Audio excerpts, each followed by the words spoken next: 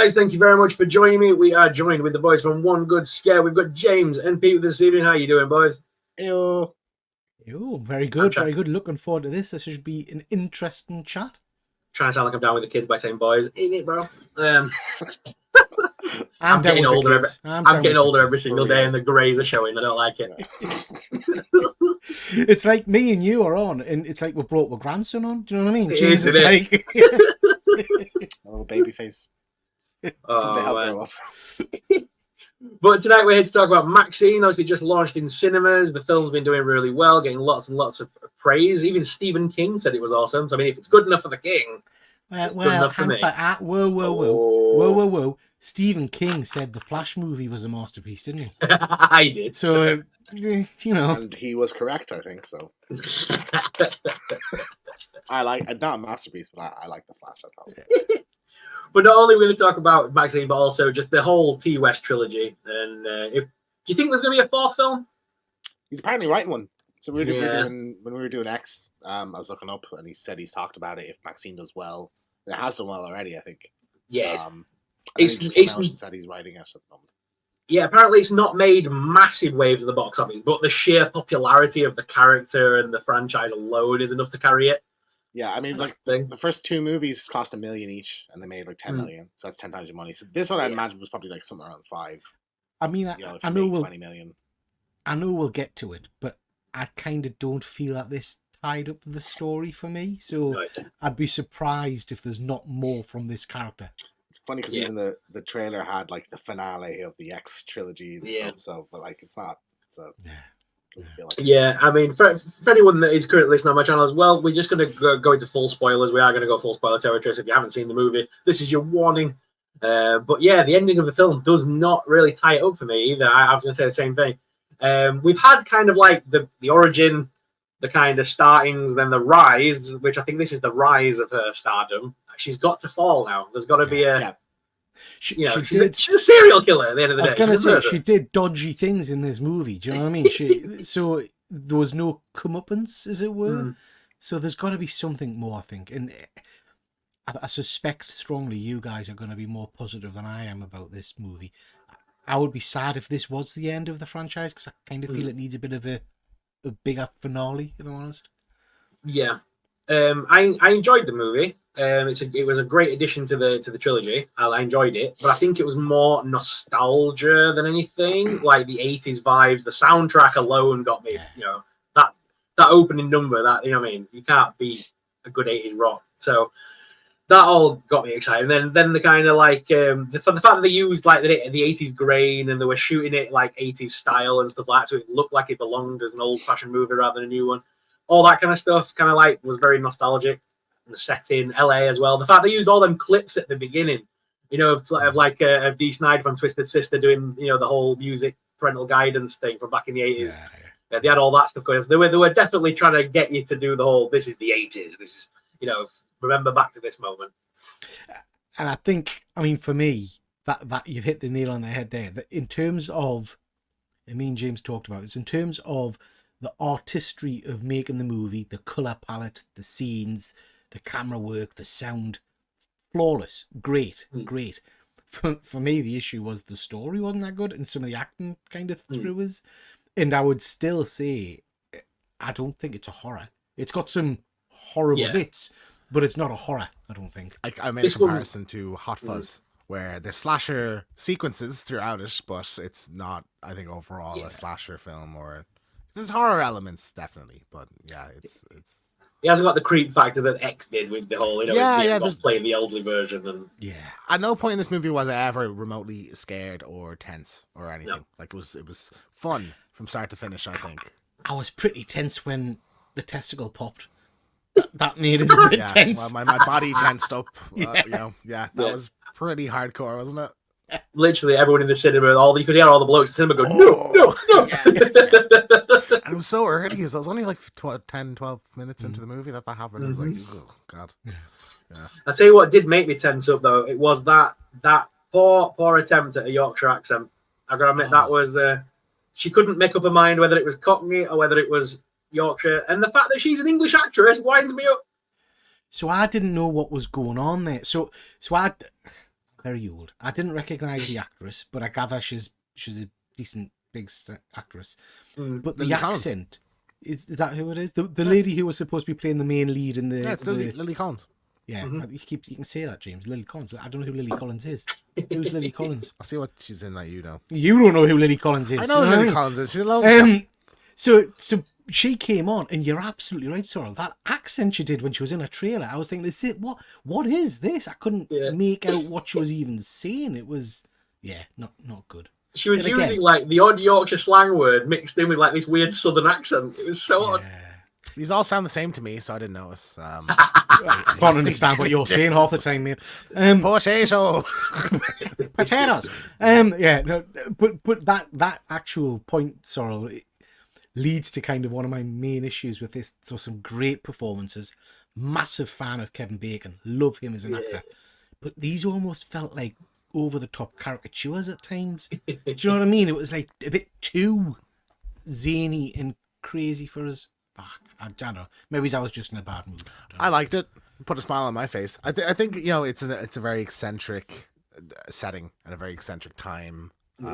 So you have eccentric characters. I think it's like it compared to like X has fun characters, but they're not unrealistic. I suppose they feel they're big in their personality, but that's kind of it. Whereas this one is like Kevin Bacon's Benoit Blanc if he was evil. So like they're it's silly, but like I think it worked for me anyway until the end, until the character at the end. Yeah, that was over the top, wasn't it? The kind of the big bad at the end was a bit bonkers. Yeah, I genuinely were, because obviously we know the Night Stalker is a real serial killer from the 80s from LA, Sons of Sam and all that stuff. There's a whole documentary on Netflix you can watch about it. And the fact that they tried to take away from that by saying it was her father was a bit. Yeah, and I think the father character, again going back to the kind of the acting style from some of it, he just came across for me as really kind of off the wall, but too much so that it was almost jarring. And I know James, you felt the same, didn't you? Too big, he went. Yeah. I feel like it's because he's a very small role in X. Like you only see him on the TV.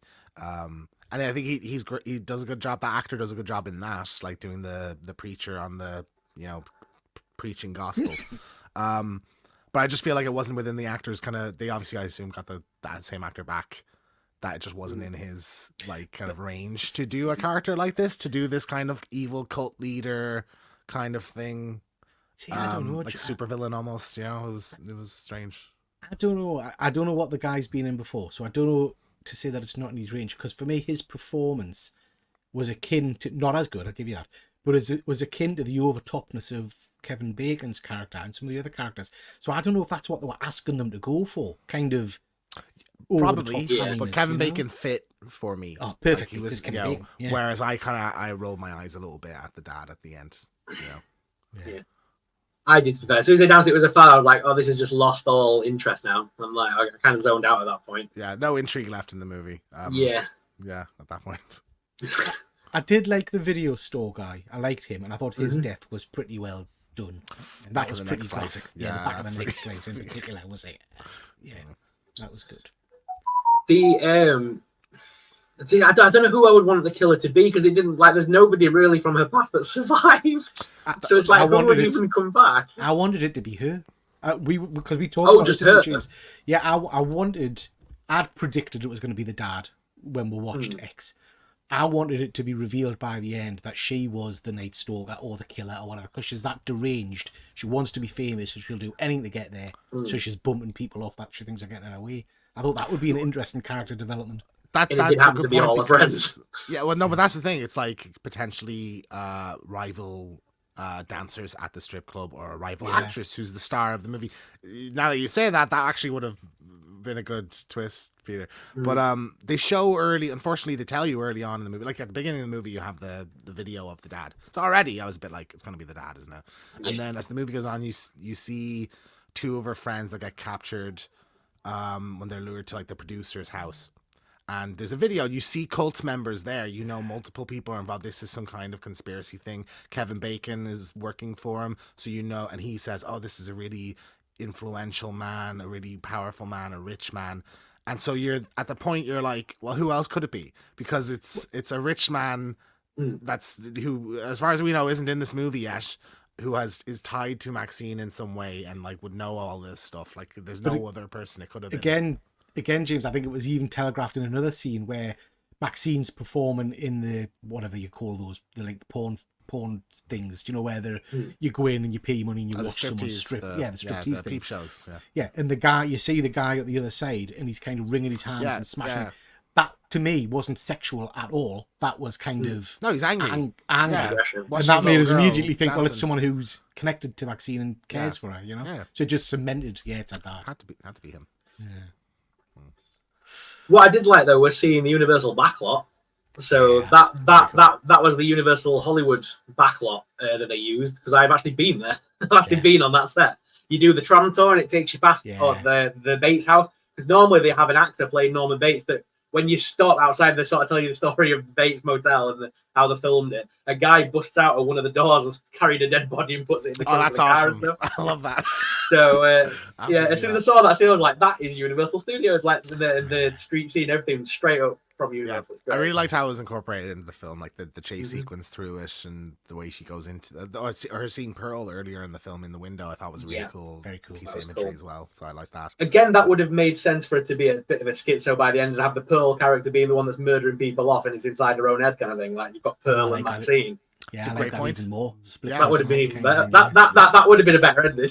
Yeah, absolutely. But I guess, you know, going back to what was said before about the planning for an episode 4 of this, I think they made it very clear, didn't they? And you're right about the Night Stalker being a real life character and whatnot, but they made it very clear that the murders were by a dad and not the killer. We could still get a sequel where it reveals that Maxine has been killing people off or has been doing stuff to get her to where she is or something like that.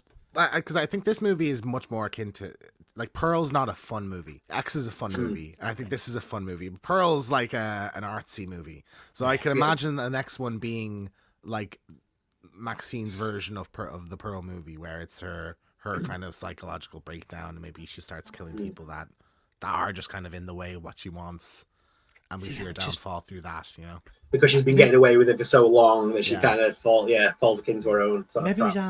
Maybe I'm just too much of a simple guy and I don't want that kind of... I liked Pearl, don't get us wrong. I far enjoyed X more because it was your more traditional slasher murder type thing. That's what I want to see. I want to see Maxine go mental in Hollywood, going around the sets and killing people off. Do you know what I mean? That would be more exciting for me, I think, than a psychological kind of thing.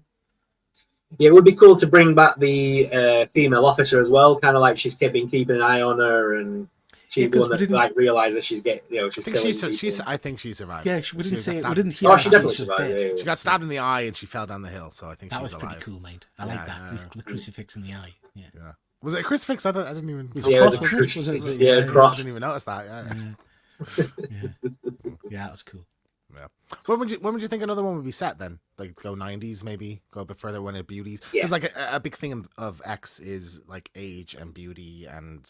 You know how your looks disappear when you get older and your sex appeal. Unless they do that and she becomes the old lady again from X, you know what I mean? That like go full circle with it. Go into like the mid 2000s or something, and it's her when she's not getting roles anymore because because the younger, more beautiful versions of her are coming through. So like it's her reflecting Pearl in a way that them off. Yeah, I would be up for that. That would be good. There you go. Yeah, we should call Ty West. Tell me an idea. Get him on the show. Yeah. Well, I mean, hopefully that has called it, and we can call back this episode in a couple of years' time. Yeah, absolutely. A bit like what you guys did with your X review. That was funny. Yeah. But I mean, this film for me, like I say, I enjoyed it for what it was. But like I say, it was slightly disappointing, and it has been massively overhyped. You know, a little bit. Oh, I agree. But interestingly, I don't know if you guys have had a look at any of the reviews. They are quite split.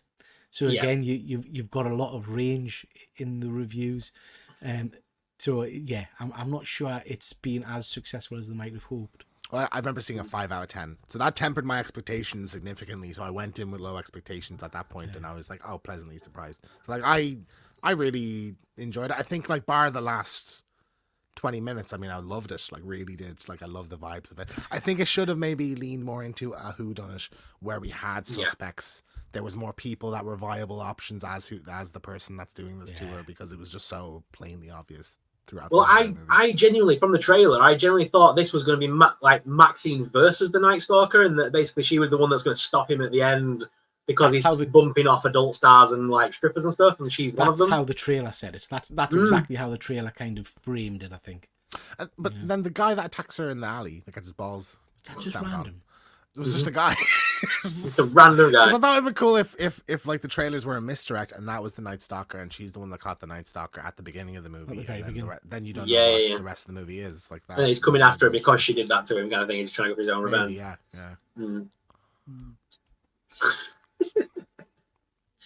But in regards to the like Pearl and stuff like that and X, which is your favorite of the franchise so far? Dead easy. So for me, it's X, Pearl, Maxine, in that order. I'm X, Maxine, Pearl, just because I like a fun movie more. I really like Pearl, but it's like I prefer a popcorny, silly slasher or violent thing to an artsy kind of character study film. So like I'm X, Maxine, Pearl. And I think that's very fair, James. And I have to be honest, Sorrell, what happens with me, James will account for this, is if I've gone in with expectations and the movie's not necessarily met those expectations, I'm maybe overcritical of it. So this could well change after a second viewing or something. I went in expecting a really cool horror movie, and I didn't get that. So I kind of came out thinking, oh, that's a bit... But in all honesty, I remember watching Pearl, and I remember messaging James watching it saying, what the hell am I watching here? Yeah, you didn't like it. This woman... Well, I messaged and said, is this woman really dry humping a scarecrow? I don't know what's going on. What is... So, you know, maybe I'm over-elevating Pearl in my head. Maxine and Pearl are probably around average. I'd need to watch them both again and make a firm decision. That being said, X, like for me, X is one of the best horror movies of the last decade. X. I love it. Whenever someone says, "What's your favorite horror movie the last few years?" X, It Follows are the two that kind of jump to the top of my head. Talk to me. No. Talk to me, seriously. This is a conversation for another. That's video. like a crap Goosebumps episode. Oh my god. Can we still? I must be the only person that hates this movie. I thought it was pants. You must be. I'm appalled. Okay. You need to hand in your Horror King card. Yeah. You can't. I honestly, I don't know. We can talk about it, I'm not bothered. But like, I just didn't think it was all that up. Like, it was fun up to a point, and then the ending just went off the chart, man. It was just mental. Are we talking about the same film? Are you not about the hand and they touch the hand and say, "Talk to me"? Are you not confusing it with?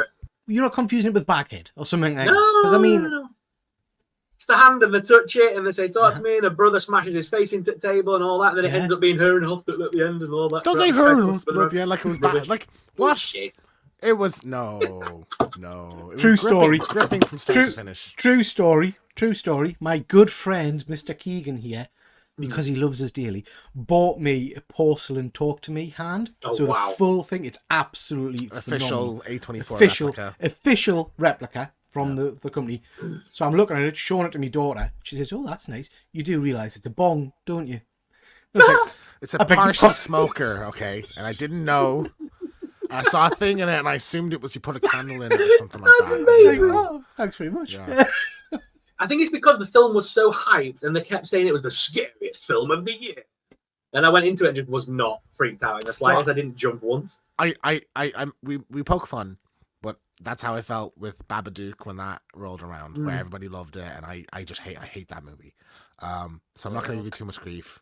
But I think Talk to Me is exceptional. Like that was the best horror movie last year. We did a horror awards at the end of the year, and we gave it everything that it was nominated for. So yeah, and the hyping thing is the reason why I'm scared for Tomorrow's Long Legs. That's why I'm scared for it, because they keep saying it's got 100% on Rotten Tomatoes so far, by the way. But they are like, everyone keeps saying it is genuinely the most terrifying film they've ever seen. I'm like, is it though? Like, come on. Yeah, I don't go in for that cack anymore, because you see all over Facebook, there's all this stuff about, you know, the film where people are walking out of the cinema, they can't watch this, they can't watch that. I'm thinking, because they did that with Blair Witch as well. People were fleeing the cinema. I don't remember anybody fleeing the cinema in the cinema I was in.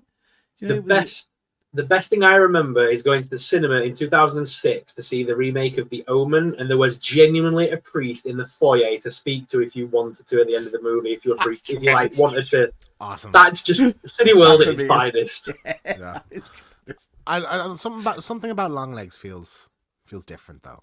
It does feel creepy. It does. The trailer, but even just the way they've handled it, there feels to be a prestige around this that I've not seen on a horror film in a while. So, but again, for me, in my old brain, I feel like I need to go in not expecting a horror. Yeah. Because for me, horror means certain things. This for me is going to be akin to Silence of the Lambs and things like that, which I don't class as a horror. Yes, it's got horror elements, but do you know what I mean? So I think this is going to be more of that kind of thing, murderers and stuff. I'm waiting for the Nicolas Cage memes tomorrow with the "you don't say" face and all that. Yeah, because there's going to be loads of them tomorrow. Be mining that for videos. Have a bit of a thing about Nicolas Cage, you know, bit of a obsession, would I say? So I cannot wait to see him in this. It'll be amazing. I can't wait. Guys, it's been awesome having you on. Thank you very much for joining me on this random bit discussion tonight. I've enjoyed it. And where can people find you guys?